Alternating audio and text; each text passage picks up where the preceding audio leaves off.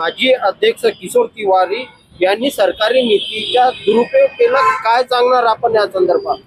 जसं आहे, यवतमाळ जिल्ह्याचे ते रहिवासी आहेत, पांढरकवडा येथील रहिवासी आहेत आणि किसान नेता आहेत. त्यांनी किसान बचाव मिशन अंतर्गत शेतकऱ्यांच्या ज्या आत्महत्या रोखण्यासाठी जागरूकता अभियान राबविण्यासाठी त्यांना इमर्जन्सी फंड सरकारतर्फे आला होता.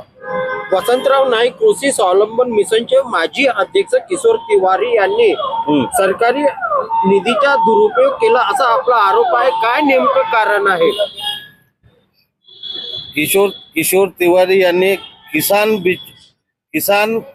बचाव मिशन अंतर्गत शेतकऱ्यांच्या ज्या आत्महत्या रोखण्यासाठी व जागरूकता अभियान राबविण्यासाठी इमर्जन्सी फंड सरकारतर्फे आला होता.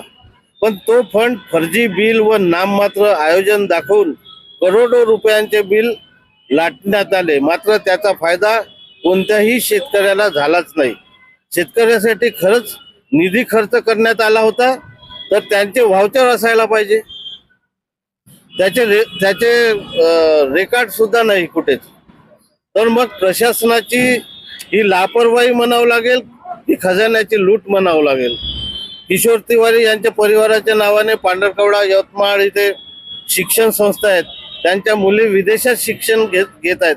त्यांनी सरकारी चुनाव हलफनाम्यात कुल संपत्ती 30 ते 35 लाख रुपये दाखविण्यात आली. त्यानुसार हा एवढा मोठा, त्यांच्या विदेशामध्ये 4-4, 5-5 वाऱ्या होतात, तर एवढा मोठा खर्च जो आहे तो संभव होतो काय, हा एक प्रश्न निर्माण होतोय.